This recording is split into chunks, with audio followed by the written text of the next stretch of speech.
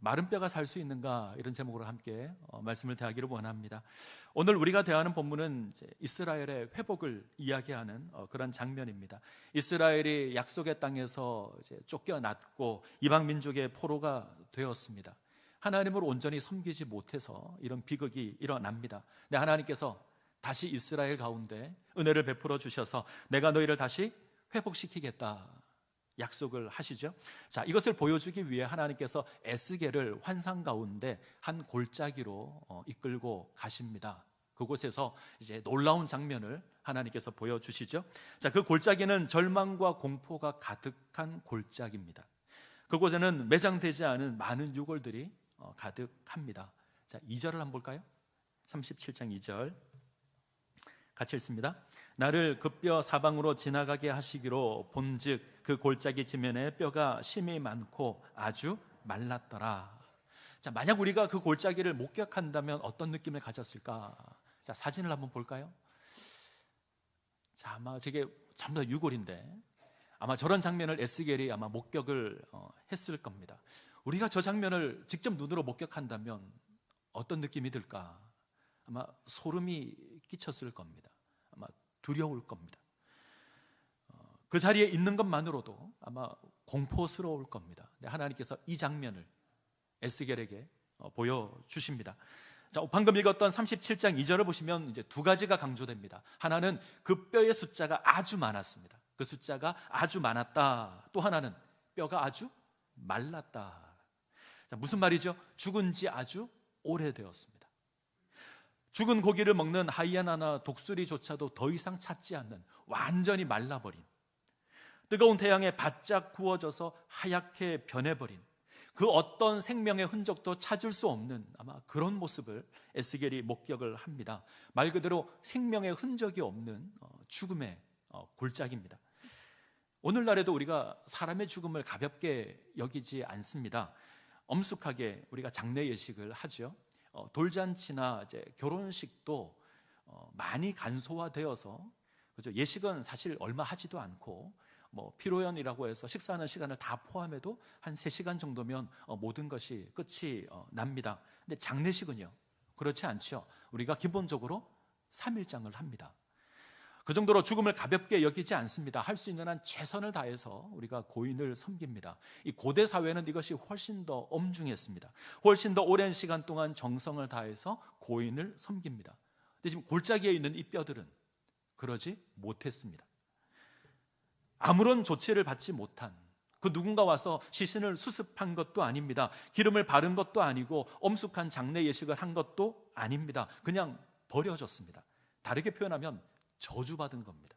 하나님의 심판을 받아 저주를 받은, 그래서 죽어버린, 그래서 유골들이 넘쳐나는 그 장면을 에스겔이 목격을 합니다. 하나님의 심판을 받아 모조리 죽었습니다. 그리고 오래되었고 뼈들이 바짝 말랐습니다. 생명의 흔적을 찾을 수 없는 그런 절망의 그림이 그려지고 있습니다. 자, 하나님께서 왜 이 환상을 보여주실까? 하나님께서 왜 에스겔을 불러서 이 마른 뼈의 환상을 보여주실까? 지금 이스라엘의 상황을 가장 적절하게 보여주는 그림이 바로 이 그림입니다. 자, 11절로 가죠. 37장 11절. 자, 같이 읽겠습니다. 또 내게 이르시되 인자야, 이 뼈들은 이스라엘 온 족속이라. 그들이 이르기를 우리의 뼈들이 말랐고 우리의 소망이 없어졌으니 우리는 다 멸절되었다 하느니라. 지금 이스라엘이 이렇게 고백합니다. 우리 뼈들이 말랐다. 우리 소망이 사라졌다. 나라는 망했고 예루살렘 무너졌고 하나님의 성전은 파괴되었고 이방 땅에 포로로 잡혀와 있습니다. 아무런 소망이 없습니다. 우리 뼈가 말랐다. 성경은 절망을 이야기할 때 주로 뼈가 마른다, 혹은 뼈가 쇠한다, 뼈가 흔들린다, 이런 표현을 씁니다. 우리 존재가 흔들린다, 이런 말입니다. 뼈는 우리 몸 가운데 최후의 보루죠. 사람이 죽었을 때 가장 마지막까지 남는 게 뼈입니다. 화장터에서 화장을 하고 나면 이제 뼈만 앙상하게 남습니다. 이 뼈만 남았다, 이 말은 어떤 희망이 있다는 말이 아닙니다. 반대입니다. 절망이라는 말입니다. 모든 소망이 사라졌다, 이게 뼈만 남았다, 이런 말입니다. 절망의 상징이죠. 아무런 소망이 없다는 이야기입니다. 에스겔서 37장은 이런 절망으로 시작을 합니다. 자, 우리의 뼈들이 말랐다. 소망이 없다는 거죠. 우리가 대하는 환상이 의미하는 게 이겁니다. 소망이 없는 절망의 자리에 하나님이 에스겔을 세우시고 하나님께서 묻습니다.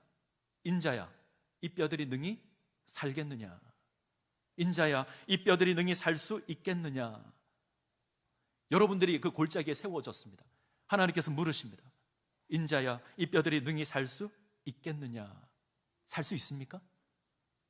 완전히 말라버렸는데 살 수 있을까요? 살아날 수 있다는 그 어떤 흔적도 없는데 살 수 있을까요? 자, 살 수 있다라는 건 그 생명이 꺼지지 않았을 때 하는 얘기입니다. 그나마 생명이 유지되고 있을 때 우리는 살 수 있다라는 희망을 합니다. 숨을 쉬고 있어야 그래도 희망이 있다 이야기를 합니다. 나사로가 죽었을 때 사람들이 예수님께 이렇게 얘기했습니다. 주께서 여기 계셨더라면, 주님께서 우리 오라비가 살아있을 때 계셨더라면 내 오라비가 죽지 아니하였겠습니다. 죽기 전에 왔어야 했다는 거죠. 적어도 생명이 꺼지기 전에 예수님께서 오셔야 했다는 겁니다. 그런데 지금은 늦었다 이야기를 하죠. 죽은 지 나흘이나 지나고 무덤에 장사했고 이제는 썩은 냄새까지 난다. 지금 이 골짜기는 어떻죠? 죽은 지 나흘이 아닙니다. 죽은 지 오래됐습니다. 바짝 말라버렸습니다. 아마 냄새도 나지 않았을 겁니다. 아무런 생명의 흔적도 없습니다. 그런데 하나님께서 묻습니다. 인자야, 이 뼈들이 능히 살겠느냐? 우리에게 물으십니다.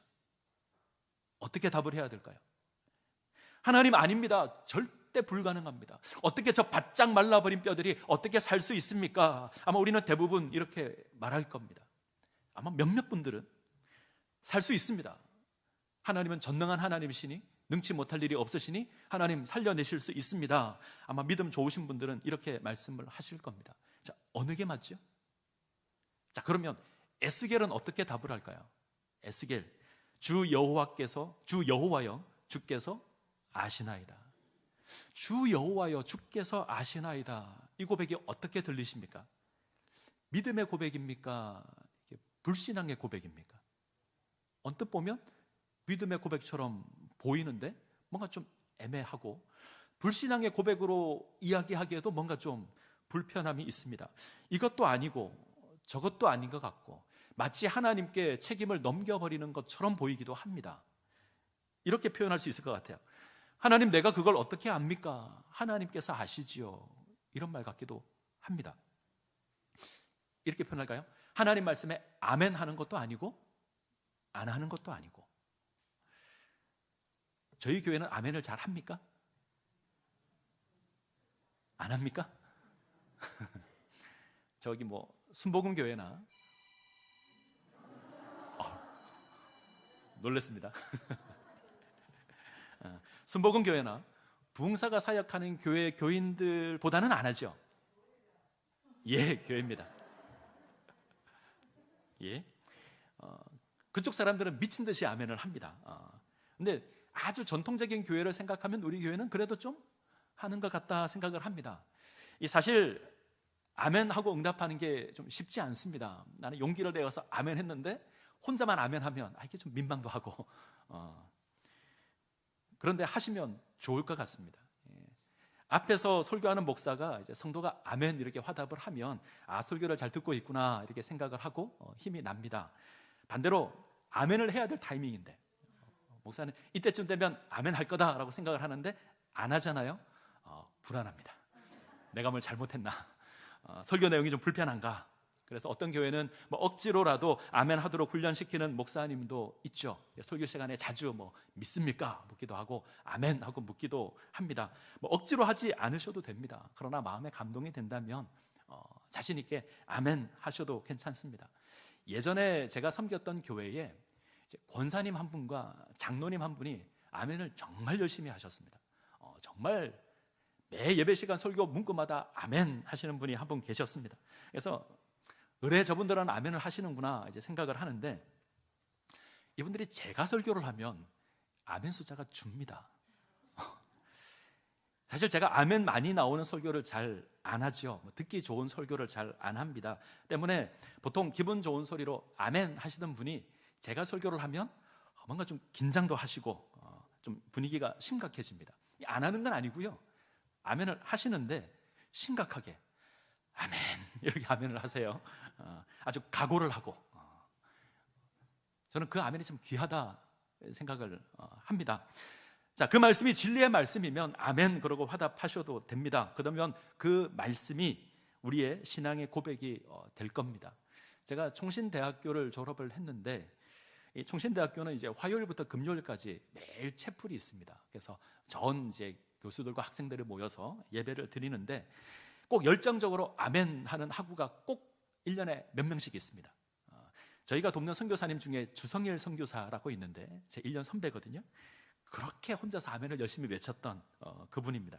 중국 선교사로 파송이 됐다가 이제 중국에서 선교사들을 추방하면서 이제 저희 나라로 다시 돌아왔고, 지금은 중국 유학생들을 섬기고 있습니다. 저들을 모아서 이제 개척교회를 시작을 했고 다시 중국 땅으로 돌아갈 것을 계획을 하고 있습니다.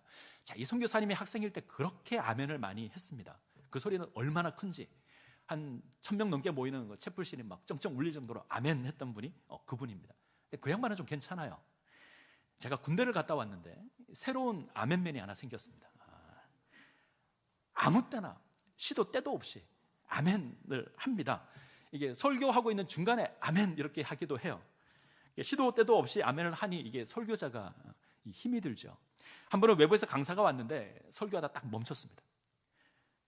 아무 때나 아무나 하지 말고, 아무 때나 아멘 하지 말고 박자에 맞춰서 같이. 자, 아멘을 안 하는 것도 문제가 되지만 아무 때나 아멘을 하는 것도 문제가 될 수 있습니다. 무작정 믿음을 동원하고 보는 것도 사실 문제가 되죠. 하나님의 뜻을 찾고 하나님의 뜻을 깨닫고 정말 우리가 마음으로 아멘 하고 화답하면 그것이 우리 신앙에 아주 유익이 될 겁니다. 자, 에스겔의 대답을 다시 한번 보죠. 여호와여 주께서 아시나이다. 제가 이 고민을 놓고 제법 많이 고민을 했습니다. 이게 아멘 하는 걸까? 아니면 안 하는 걸까? 아니면 정말 고민하면서 하는 아멘일까? 여러 가지 생각을 해봤습니다. 이게 믿음의 고백일까? 믿지 못하는 고백일까? 자, 크리스토퍼 라이트라는 학자가 이렇게 고백을 했습니다. 그는, 에스겔은 하나님의 능력을 부인하지 않을 만한 지식을 가지고 있었으나, 이 말은 하나님의 능력을 알고 있었으나 그것을 믿을 만한 믿음이 없었다 때문에 그 질문에 대한 답을 하나님께 넘겼다, 이런 겁니다. 하나님을 압니다. 하나님께서 천지 만물을 창조하신 능력의 하나님이라는 것 압니다. 하나님께서 절망 가운데 희망으로 바꾸실 하나님이라는 것 압니다. 그런데 눈앞에 마른 뼈들이 가득하자 아멘이 안 되는 겁니다. 성경에는 이런 장면들이 많지요. 하나님께서 아브라함과 사라를 부릅니다. 그리고 그들에게 네가 100세가 되면, 90세가 되면 내가 자녀를 주겠다 말씀을 하십니다. 아브라함 나이 100세 때, 사라 나이 90세에 아멘이 될까요? 동정녀 마리아에게 하나님께서 천사가 나타나서 아이를 낳겠다 말씀을 합니다. 남자를 알지 못했는데 아이를 낳겠다, 아멘이 될까요? 천지 만물을 창조하신 하나님 압니다. 그 하나님이 우리의 구원자가 된다는 것 압니다. 하나님께서 모든 상황을 바꾸신다는 것 알 수 있습니다. 그런데 한 번에 아멘, 이게 잘 안 됩니다. 어렵습니다. 경수가 끊어졌는데, 남자를 경험하지 않았는데 네가 아이를 낳을 거다, 못합니다. 그런데 하나님께서 이들을 설득시키기 시작을 하죠. 성경을 잘 보시면 처음부터 아멘 하고 가는 사람들은 없습니다. 하나님께서 그들 가운데 설득을 시키시죠. 그리고 그 하나님의 역사에 이들을 동참시키십니다. 자, 중요한 것이 있습니다.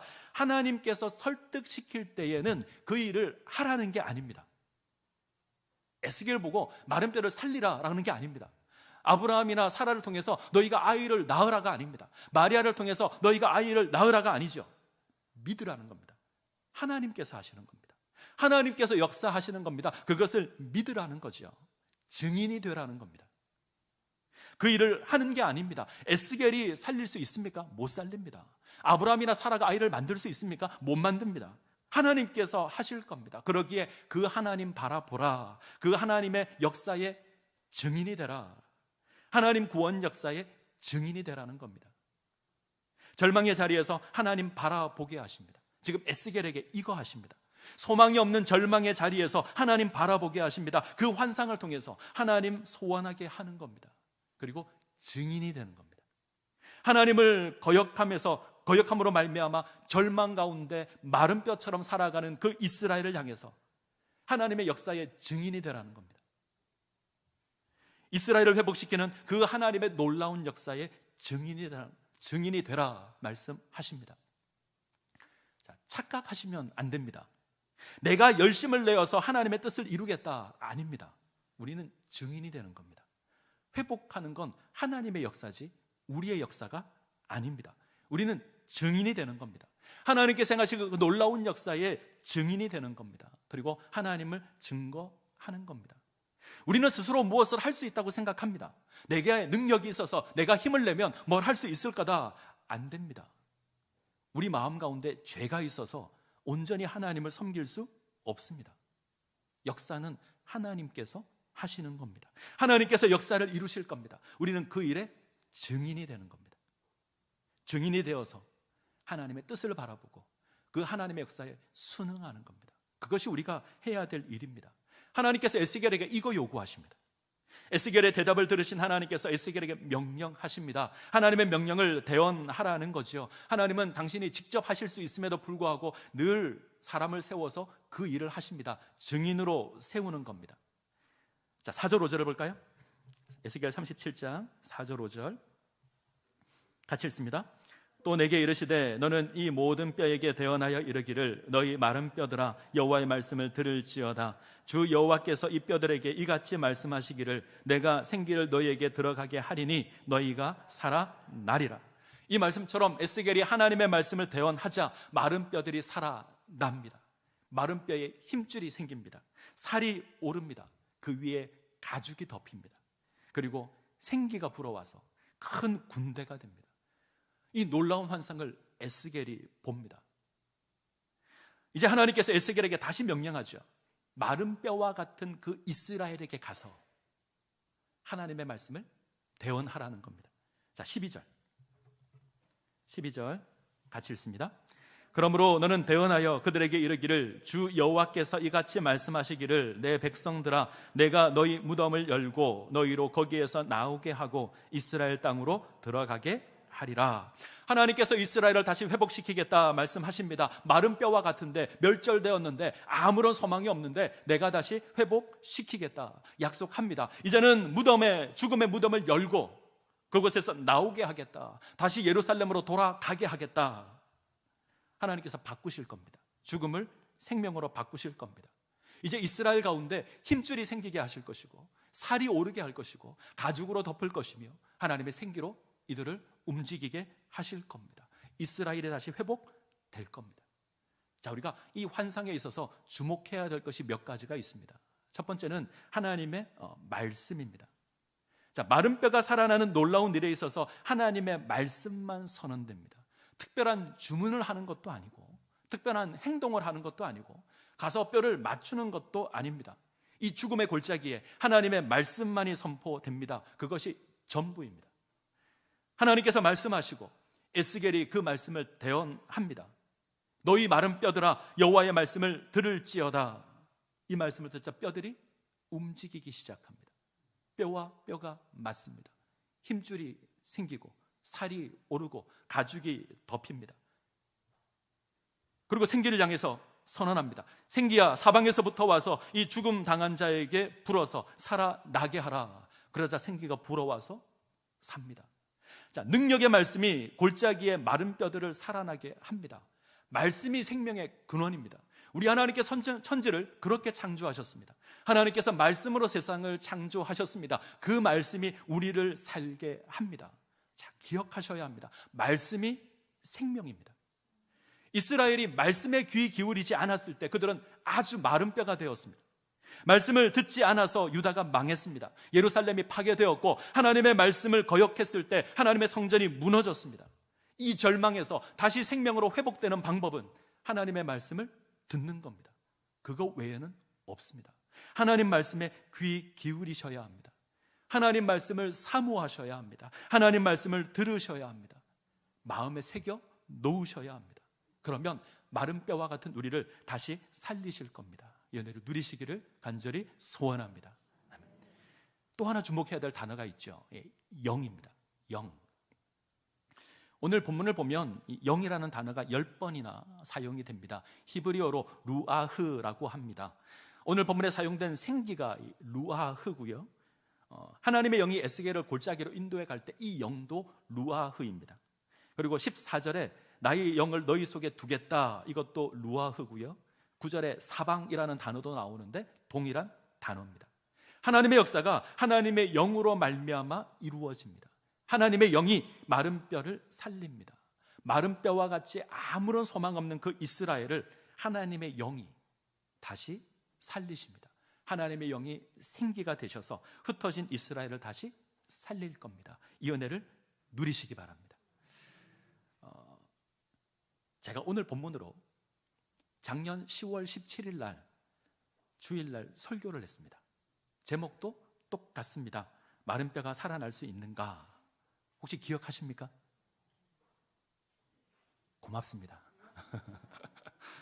했던 설교를 또 해도 새로운 설교가 되고, 내용이 똑같은 설교는 아닙니다. 가서 한번 비교해 보셔도 되는데, 바짝 말라버린 마른 뼈 같은 우리의 모습을 확인하고 탄식하며 그렇게 설교를 했습니다.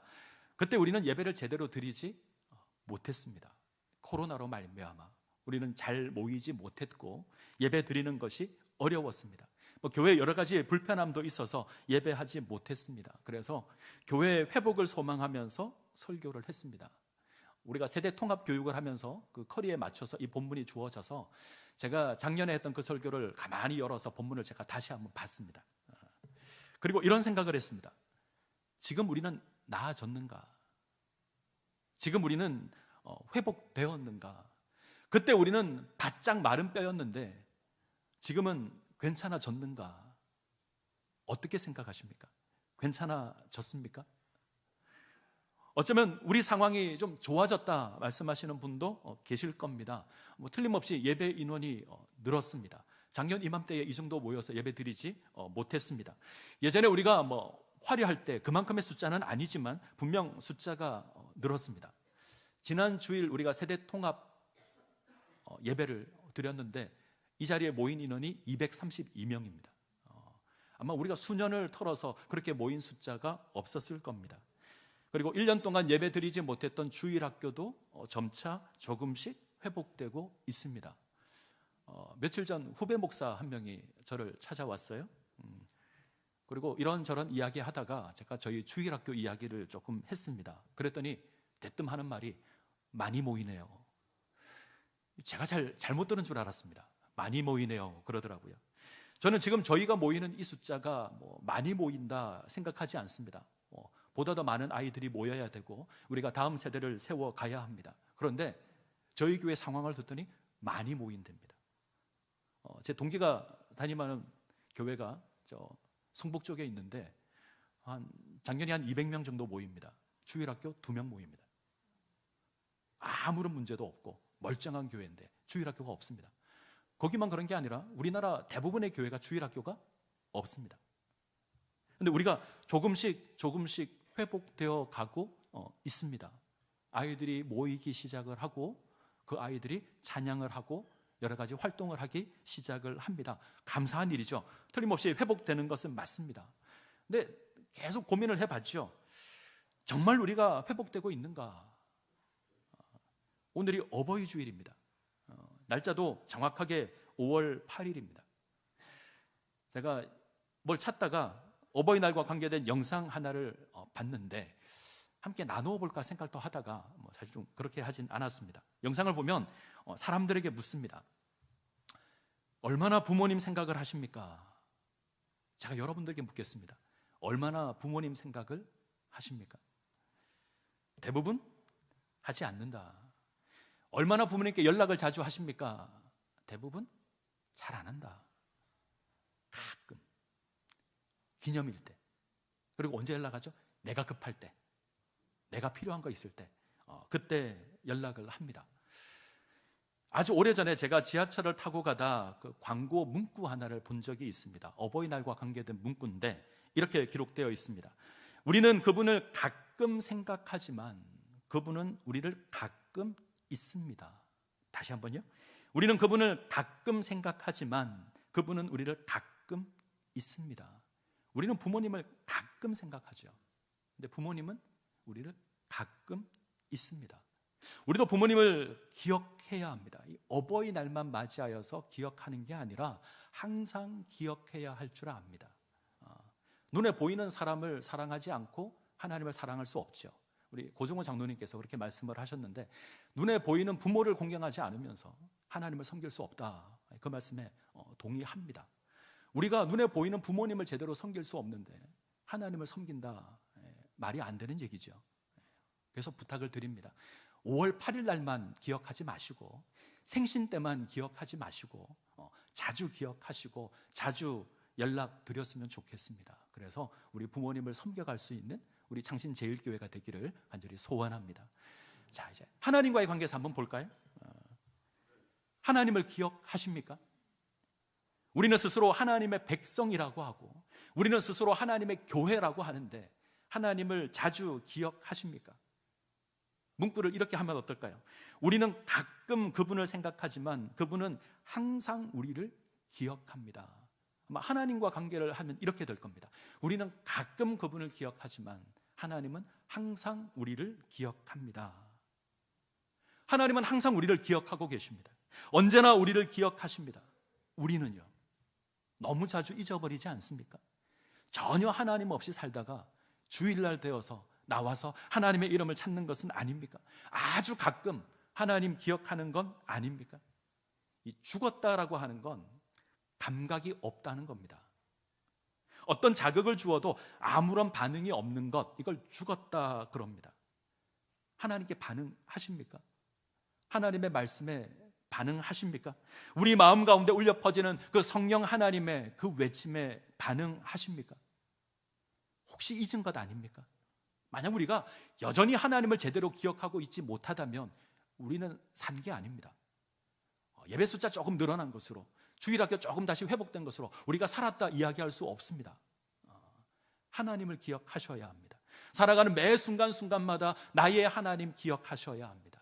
그 하나님 섬기셔야 하고 그분의 말씀에 귀 기울이셔야 하고 우리 속에 늘 선포하시는 그 성령 하나님의 음성에 귀 기울이셔야 합니다.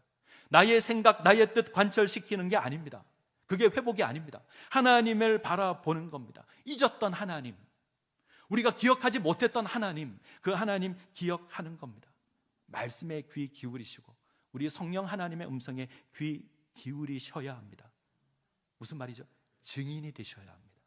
하나님의 그 놀라운 역사의 증인이 되셔야 합니다. 예수의 증인이 되십시오. 그의 십자가를 기억하시고 십자가의 증인이 되십시오. 이 모습 가운데 세워지시기를 바랍니다. 자, 다시 한번 성경을 볼까요? 주목해야 될 단어가 하나 더 있는데, 자, 일어서다라는 단어입니다. 자, 10절을 보겠습니다. 10절. 자, 10절 같이 읽습니다. 이에 내가 그 명령대로 대언하였더니 생기가 그들에게 들어가매 그들이 곧 살아나서 일어나 서는데 크기 큰 군대더라. 자, 내가 그 명령대로 대언하였더니 생기가 그들에게 들어가매 그들이 곧 살아나서 일어나 서는데, 자, 살아나서 일어나 섭니다. 이때 일어나다, 히브리어로 아바드입니다.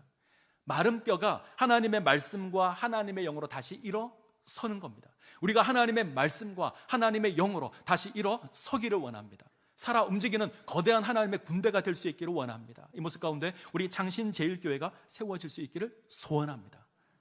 말씀에 귀를 기울이시고 성령 하나님의 그 음성에 귀를 기울이시기 바랍니다. 자, 에스겔 2장 2절 제가 읽겠습니다. 자, 자막에 띄워주시고요. 에스겔 2장 2절 제가 읽습니다. 그가 내게 말씀하실 때에 그 영이 내게 임하사 나를 일으켜 내 발로 세우시기로 내가 그 말씀하시는 자의 소리를 들으니. 자, 하나님께서 에스겔을 선지자로 세우는 장면입니다. 잘 보시면 우리가 주의 깊게 삭혔던 단어가 다 있죠. 하나님께서 말씀하시고 하나님의 영이 임하시고 그랬더니 에스겔이 일어나고. 에스겔이 포로로 잡혀왔을 때 아마 그의 마음은 마른 뼈와 같았을 겁니다. 에스겔의 마음은 마른 뼈와 같습니다. 2차 때 포로로 잡혀왔는데 이방 땅에서 예루살렘이 망하는 것을 눈으로 봤던 사람이 에스겔입니다. 절망 가운데 살았던 에스겔인데 하나님께서 회복시킵니다. 말씀을 통해서, 하나님의 영을 통해서 에스겔을 일으켜 세우십니다. 이 에스겔이 이 경험을 하죠. 마른 뼈와 같은 자신을 회복시킨 그 놀라운 역사를 이 골짜기에서 다시 한번 봅니다. 마른 뼈가 가득한 이 골짜기를 하나님께서 회복시킵니다. 이 회복의 역사가 우리 가운데 다시 임하기를 소원합니다. 그렇게 부탁드립니다. 에스겔이 되십시오. 증인이 되십시오. 이런 에스겔이 될 수 있기를 원합니다. 지금 우리의 상황은 마른 뼈와 같습니다. 그런데 하나님 우리를 내버려 두지 않고 찾아오실 겁니다. 이 골짜기에 말라버린 우리를 다시 찾아오셔서 우리를 다시 부르실 것이고 말씀으로 우리를 다시 회복시켜 주실 겁니다. 하나님의 영이 우리 가운데 임하면 우리가 다시 일어날 겁니다. 이 일에 증인이 되십시오. 하나님의 뜻을 찾으시고 그 뜻 가운데 반응하시기를 바랍니다.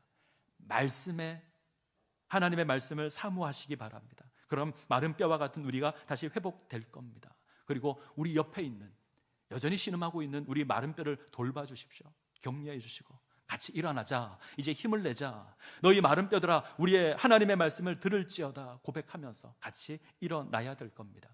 우리 가운데 절망의 소리는 이제 그쳤으면 좋겠습니다. 어리석은 생각도 멈췄으면 좋겠습니다. 불평과 불만은 이제 사라졌으면 좋겠습니다. 우리의 어리석은 생각이 교회를 세우는 것이 아닙니다. 우리의 어리석은 생각은 교회를 더 흔들 겁니다. 더 소란하게 만들 겁니다. 마른 뼈들이 부딪히는 그런 소리만 요란하게 날 겁니다. 하나님께서 하십니다. 하나님께서 우리를 회복시키십니다. 우리가 주의 말씀을 들으면, 하나님의 영의 음성에 귀를 기울이면 우리가 다시 일어날 겁니다. 이 은혜를 누리시기를 간절히 소원합니다. 같이